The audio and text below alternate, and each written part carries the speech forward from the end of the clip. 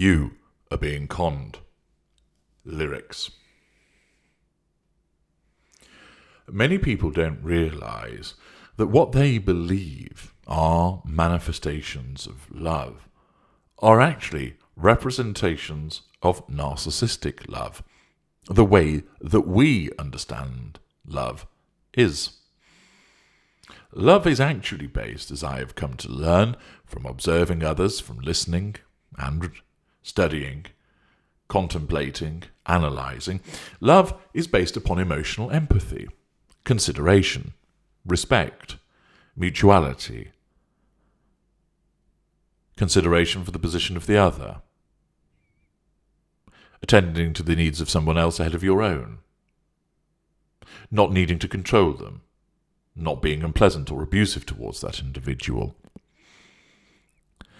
listening, showing compassion, exhibiting care, helping and fixing.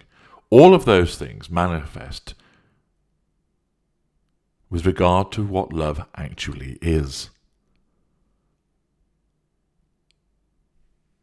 However, what is portrayed to you so often is an image and an idea of love created by our kind.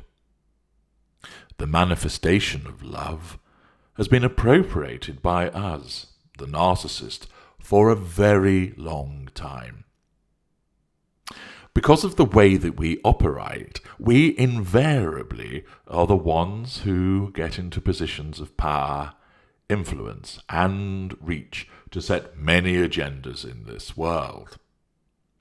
Whether it is in the realms of entertainment, government, authority, invention, sport, and so forth, our kind are overrepresented in the upper echelons of these various fields and industries. And this is also the case when it comes to the concept of love. What you watch in those films, what you observe on television, what you read in books, in those supposed awful guides to securing love, in the memes, in those inspirational quotes, what is written in the Hallmark cards, and provided through lyrics in music, is heavily contaminated by the perception of love from our perspective. The narrative belongs to us, and it is used to then shape how non-narcissists are conditioned to believe in love to our advantage and to your detriment. By creating the idea that love is this high romance, that it is quoting poetry in the rain, that it is crawling across broken glass and getting home to you by hot air balloon, ferry and hovercraft, that love is a many splendid thing, that love is all you need, that love is all around. We create this backdrop which causes you to think that the manifestation of romance is actually love, rather than it being, in all likelihood, the behaviour of a narcissist. Of course, non-narcissists do romance as well, but they don't do it to the depth, extent, or frequency by which we do. Occasional and episodic incidences of this romance is not problematic, but where it is utilised again and again and again, this is being used by our kind, and we have set the agenda so that it makes it very difficult for you to distinguish between, is this a non-narcissist using romance, or is this a narcissist using romance? It becomes very difficult for you to distinguish, and instead what you have to look to are the other factors over time, which are the emotional, empathic representations of love that I described earlier on. By us getting control of the narrative to describe a different view of love, this then becomes what is seen as the norm, and this is why we fit in so well. That you think somebody sending you lots and lots of flowers, oh, it's just romantic. It's not. It's a narcissist seducing you. Oh, the fact that he stood under my balcony in the pouring rain and quoted sonnets to me. That must be love. No, you're being seduced by a narcissist. Our appropriation of the narrative through entertainment, literature, film, book, pop song, rock song, etc., all of that results in allowing us to fit in and for you to fail to spot us. To help you understand this further, I'm now going to take 4 famous love songs, and the choice of potential examples is absolutely extensive. And these songs are long understood to encapsulate wonderful romantic love and demonstrate to you instead. I'm going to demonstrate to you what is really going on underneath.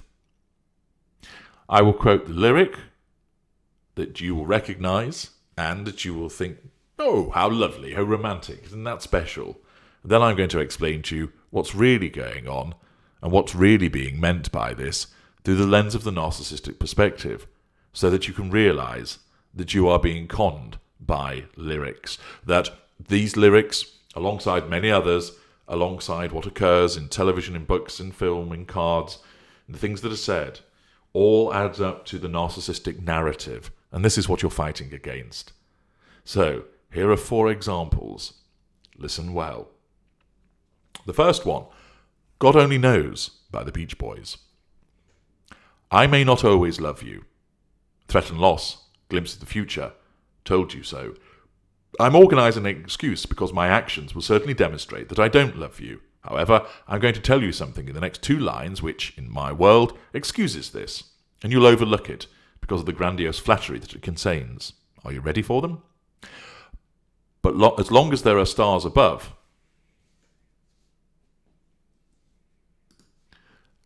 grandiosity, you never need to doubt it.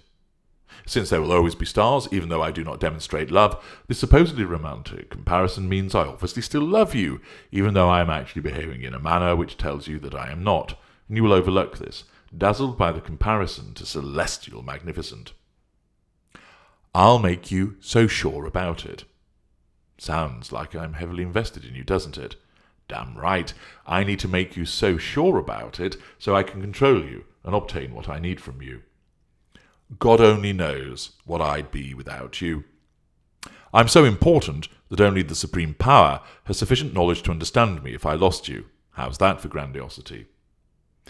If you should ever leave me, though life would still go on, believe me, I am elevating what we have above life itself, relegating it to something that just goes on in the background, flattery and grandiosity. The world could show nothing to me, flattery and grandiosity. So what good would living do me? Grand pity play and threaten loss. God only knows what I'd be without you. I am so important that only the Supreme Power has sufficient knowledge to understand me if I lost you. How's that for grandiosity? God only knows what I'd be without you. I am so important that only the Supreme Power has sufficient knowledge to understand me if I lost you. How's that for grandiosity? Are you understanding just how important I am yet? Although, of course, it's designed to make you feel important for the purposes of me getting you under my control. If you should ever leave me, though life would still go on, believe me, the world could show nothing to me. So what good would living do me? I'm repeating myself because I don't think I need to say anything more. What I am telling you is of such grand importance that I'm just going to ram the message home. Are you ready for some serious ramming home now? Because here it comes. God only knows what I'd be without you. God only knows what I'd be without you. God only knows what I'd be without you. God only knows what I'd be without you. God only knows what I'd be without you. God only knows.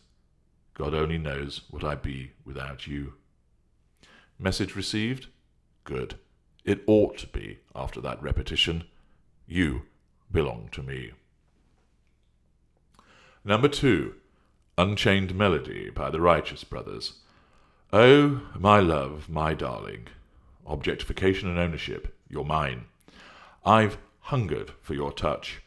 Your touch is fuel and signifies control, and I need that signal that you are under my control. A long, lonely time, pity play. Time goes by so slowly, pity play, and time can do so much, grandiose statement. Are you still mine? Ownership. Note, what can I do for you? But do I still have control over you? I need your love. My needs are before yours. I feel I do not have control, therefore I am doling out a pity play, because I actually need your fuel and to control you. I need your love. I will repeat it, because then it must be true. God, speed your love to me. I will invoke the supreme power, because after all, I am very important, and he should do my bidding. The big guy upstairs has his work cut out attending to the demands of our kind, as you might now be gathering. Lonely rivers flow. Pity play. To the sea, to the open arms of the sea. You should be there for me, sense of entitlement. Lonely rivers sigh. Pity play. Wait for me. Wait for me. You should do what I want, sense of entitlement. I'll be coming home. Wait for me. Sense of entitlement. Query, why aren't I at home already? Have I cleared off somewhere else, or have you escaped me? Wonder why? I think I'd better do some ramming. Cannot let the Beach Boys use up all the ramming home that's available. So here we go. Oh, my love, my darling, I've hungered for your touch a long, lonely time. Time goes by so slowly, and time can do so much. Are you still mine? I need your love. I need your love. God speed your love to me. There. That should drive the message home. You better come back to me now. Something by the Beatles. Something in the way she moves. Vague flattery. This sounds romantic and mysterious, but I actually have no idea what it is, and I am unable to discern it. Attracts me like no other lover. Nobody can be as attracted to you as I am, because I am the best, remember that. Something in the way she woos me. It's the other way around, but we'll not let that get in the way of making out that I'm the victim here.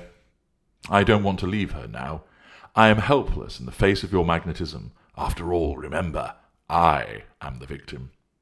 You know I believe, and how. More vagueness, but I am unable to define this, so I'll just keep it vague. That does sound more romantic, and of course gives me more scope for plausible deniability.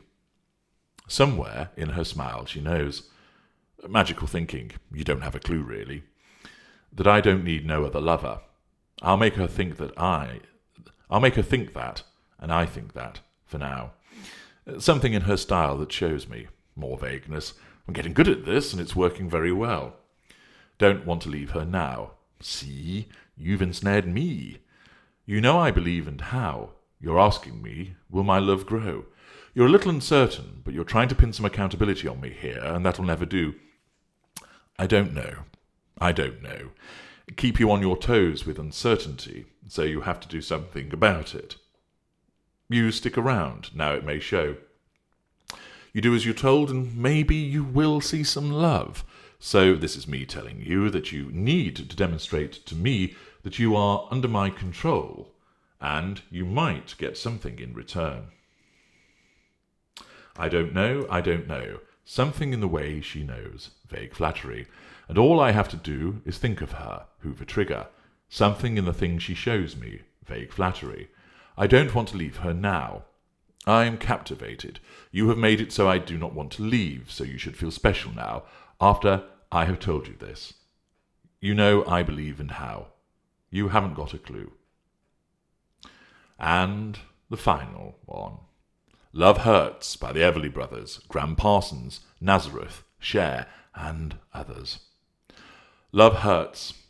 Being wounded by a loss of control hurts me. My version of love will actually hurt you. Love based on emotional empathy doesn't hurt, but I don't know anything about that, so you're going to have to hear it all from my perspective. Love scars. Repeat what I've just told you, add in a pity play. Love wounds and marks. What I've just told you, and another pity play. Any heart not tough or strong enough. You need to be able to take what I'm going to dole out in order to prove that you love me. To take a lot of pain, take a lot of pain. Pain is not involved when love is based on emotional empathy, but I don't actually understand that, you see. Love is like a cloud. It holds a lot of rain. No, it's not, but I think that it is, and you'll come to pour with rain because of the way that I'll treat you. But don't question that, because love is meant to hurt, okay? Love hurts. See what I've said earlier. Ooh, love hurts. Have you got it yet? This love thing is so painful. For me, but hell, I'm such a brilliant person. I'll push through it for you.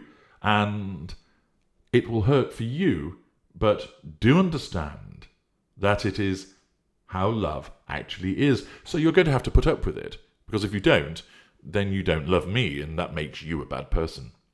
I'm young. I know.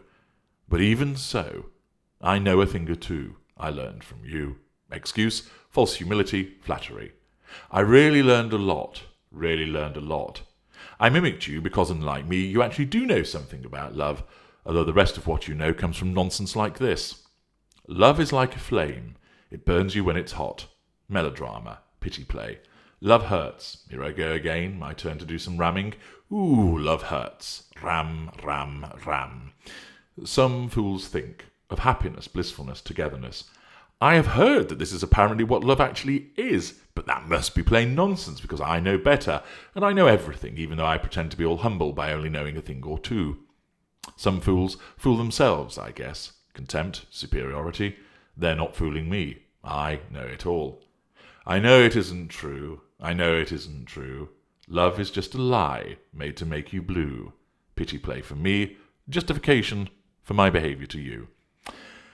And now for some repetitive ramming, just so that you grasp that I'm in agony. So you need to feel sorry for me, and that your own agony is just part of being in love. So suck it up, buttercup. Love hurts. Ooh, love hurts. Ooh, love hurts. I know it isn't true. Love is just a lie made to make you blue. Love hurts. Ooh, love hurts. Ooh, love hurts. Ooh. I'm H.G. Tudor. Thank you for listening.